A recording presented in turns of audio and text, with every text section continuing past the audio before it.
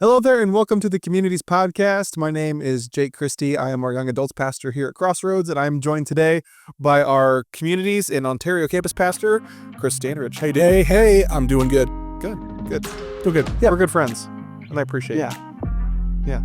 We're good co-worker friends. We do all right. Cool. Well, hey, this is the Communities podcast, where we want to help you become the best group leader you possibly can be and best disciple maker you possibly can be.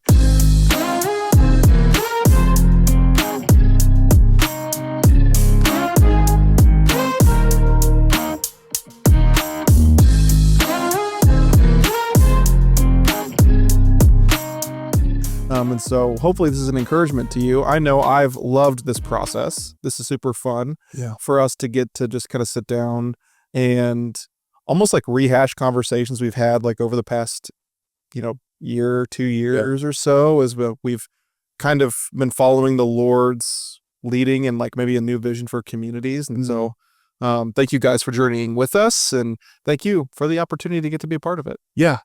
So today, in the spirit of all that and kind of looking at some new things, we want to talk today about the first night.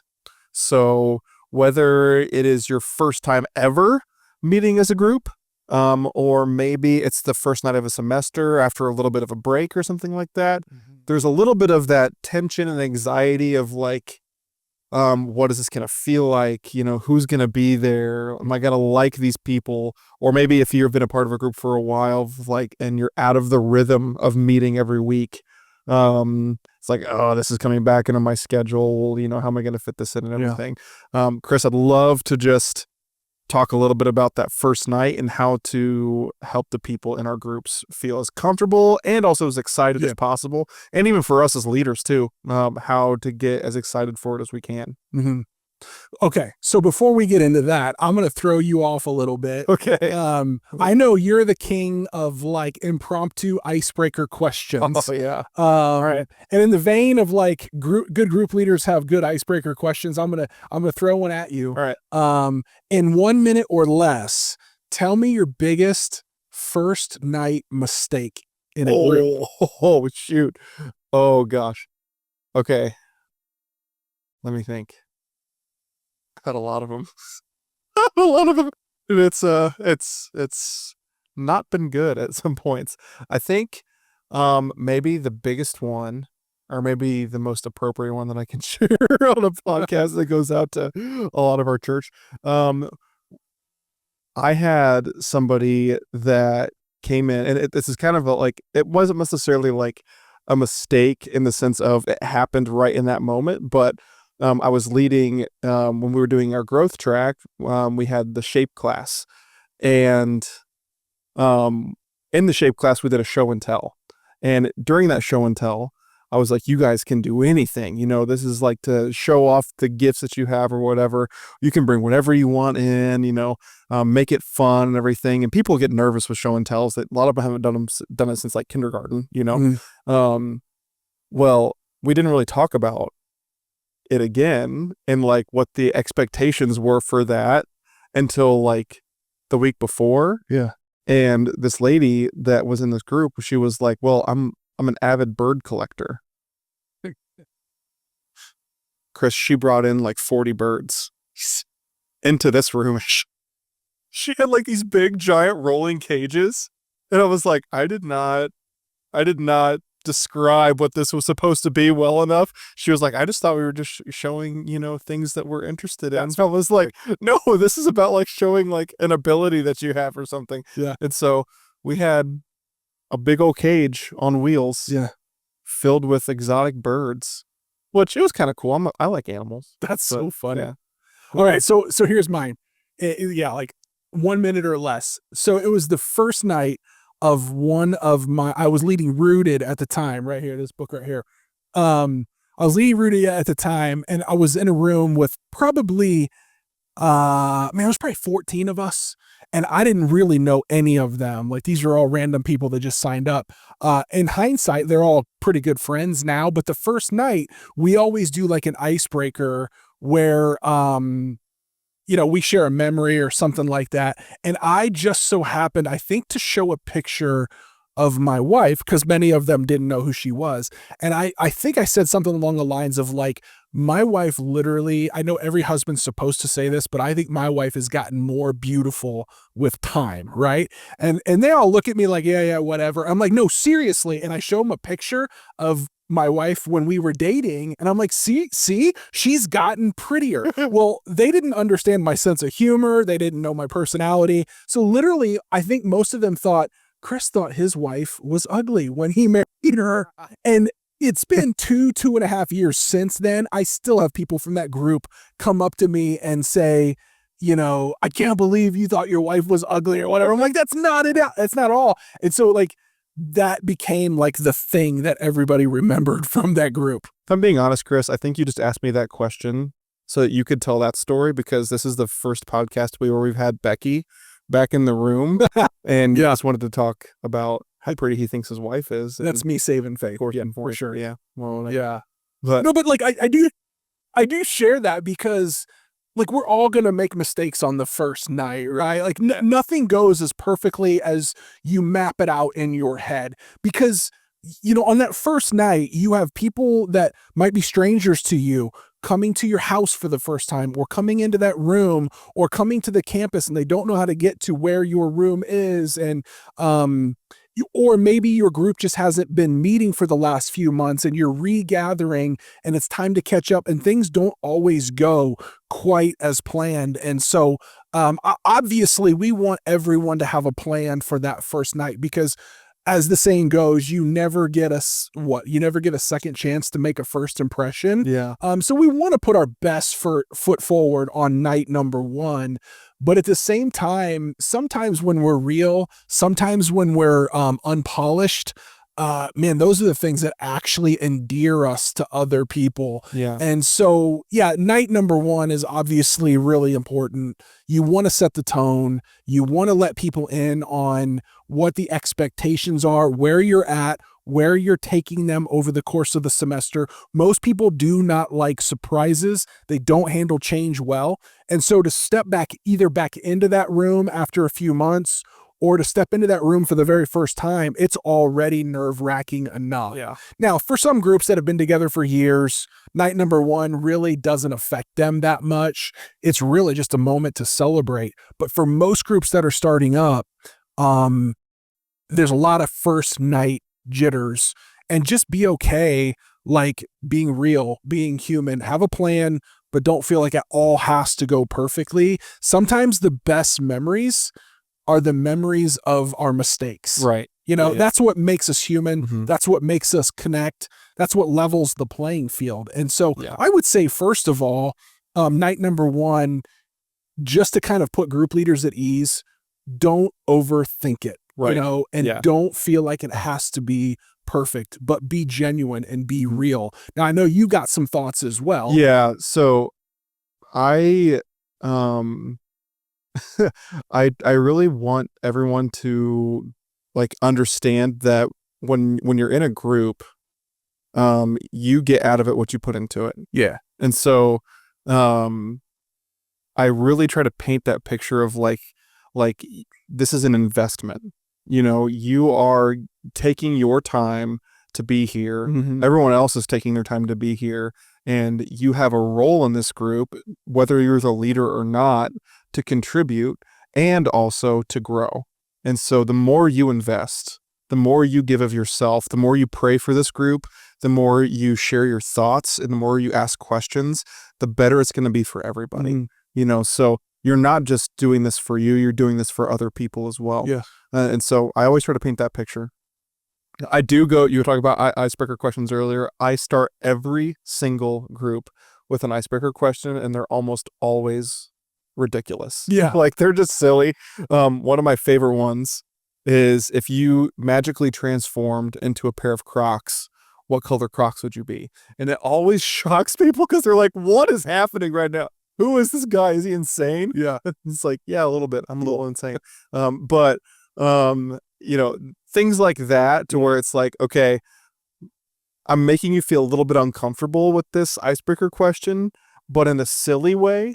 And it kind of puts your mind in that place of like, I need to like be expecting anything. And I need to understand that even if something sounds silly that I feel like I might share, I can confidently know that this person that is leading us is willing to look a little silly for the sake of comfortability in our group, for the sake of connection, for the sake of helping everybody feel comfortable. And so even icebreaker questions that I share sometimes make me look weird, but it's okay, because I'm trying to create that space for others to help them understand.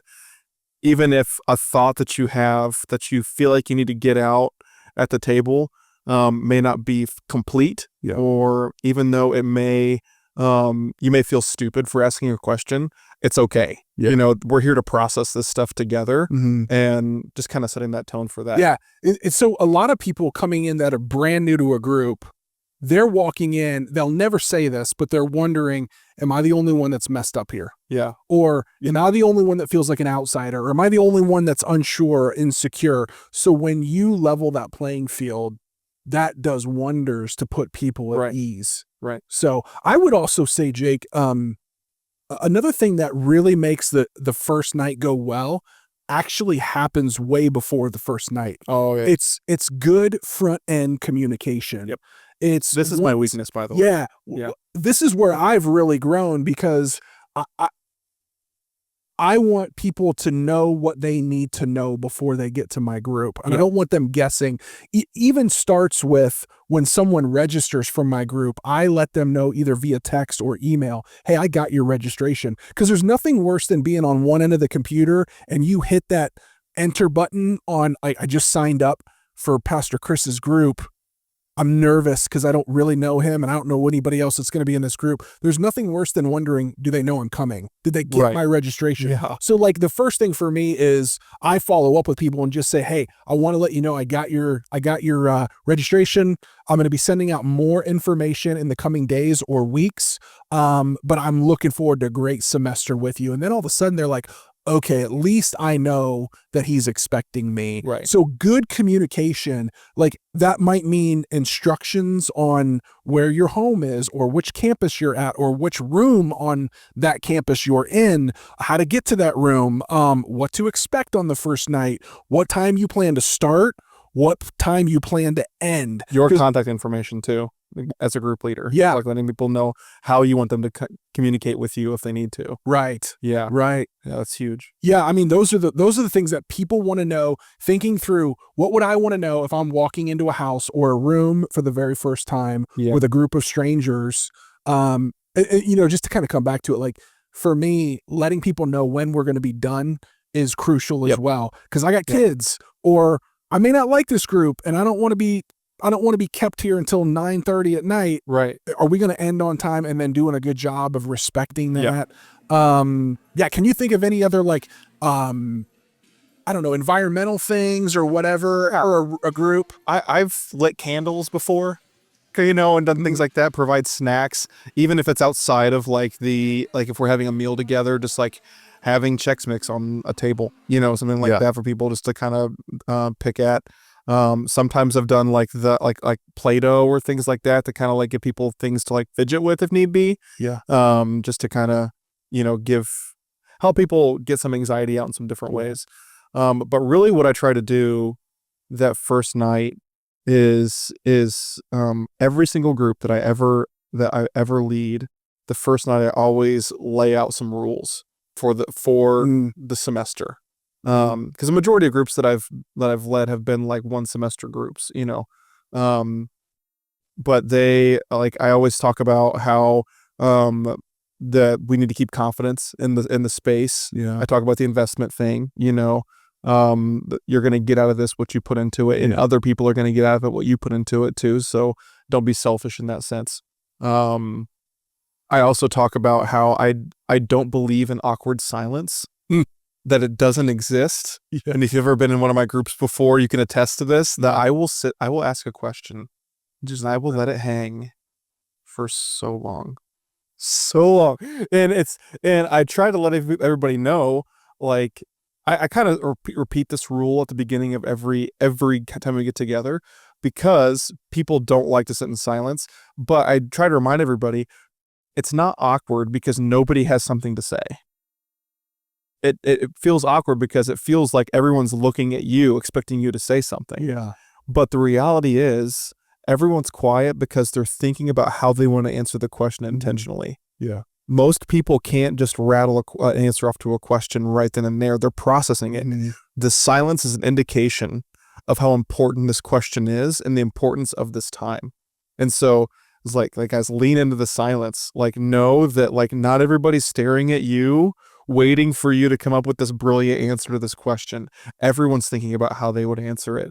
And so give others the grace that you're expecting to receive in that space as well, of like, it's okay for us to sit there for a minute and just to dwell on the question, and not feel pressure just to blurt something out. Yeah.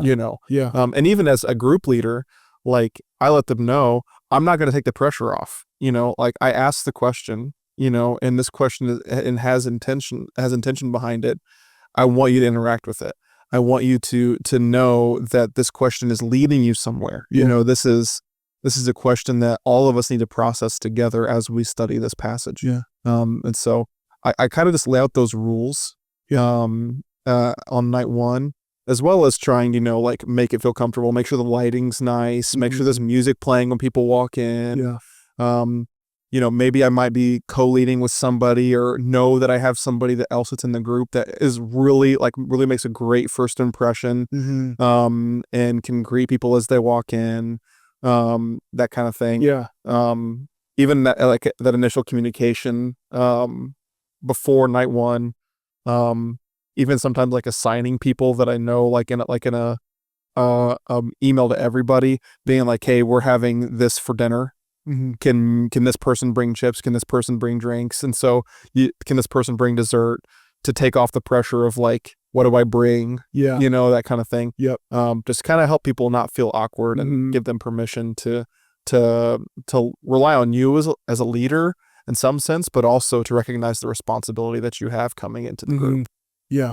One of the things that I like to do as well, I don't do this every semester the first night, but a lot of semesters I will share my faith testimony, like of when I came to Christ. Yeah. And what I've found is that when they hear my story, which is not an overly like radical life transformation salvation story, but it is still my story, people realize like, okay, Chris is going to open up. He's going to be real. He's going to let us peek into his life early on. And then I let them know that week after week, we might do this at your tables, or you might share your story. And that again sets the tone that we're going to be real with each other, and we're going to share our life together, even if it's only for 8 weeks. Yeah.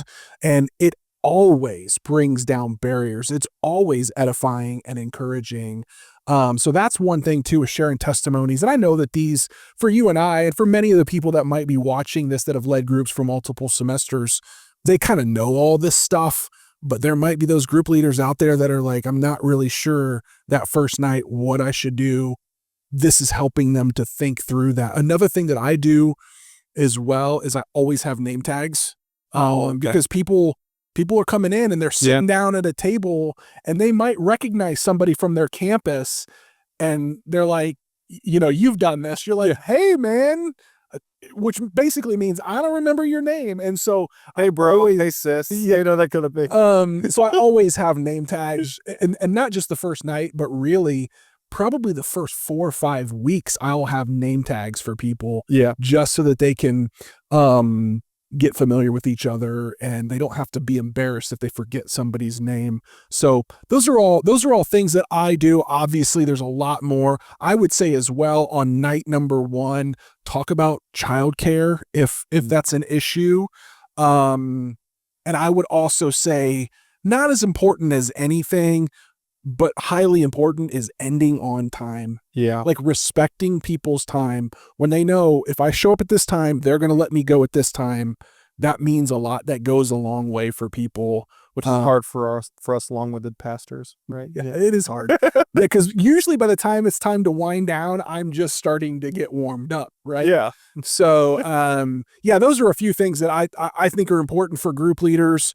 consider, like you mentioned candles, considering the smell of the room. Another thing that I do is, I know you had mentioned, you might have somebody that has the gift of hospitality, that's just a people person out there greeting people, but I'm always making sure I'm there before my guests arrive. Yeah. Like, don't make them walk into an empty classroom or an empty space or an empty living room, which would be really weird if you're not there and they show up at your house. But Waiting for you in your parking or your driveway. so, like, be there, be ready to receive people, like, have music on, like you said, have the snacks out or the desserts out, whatever it might be, but like, be ready to go. So when people walk in, they're like, oh, this person has put thought into this. Yeah. All those little things, man, they speak. The little things speak and can make all the difference setting up a great semester. Yeah. Yeah. True. So to kind of recap, just make sure that, all of your expectations are set. Make sure you're communicating clearly. Yeah. Make sure that the space feels good. Make sure that people understand what they're getting themselves into, and be respectful of people's time. Yep. Would you say that kind of, encapsulates everything? Cool. Yeah. Well, thanks. I love this conversation. It was good. And hopefully, as you kick off your semester, whether it's this one or the next one or whatever groups you might be in the future, this can kind of help give you some structure to how to get night one to be the best experience it possibly can be. Guys, we're praying for you, and we believe in you, and we know that the Lord has something for you in your groups, and know that we are here to support you as your pastors, and that we so appreciate the investment that you're making into the people of Crossroads Church. Guys, thank you so much for joining us for the Communities podcast, and we'll see you next time.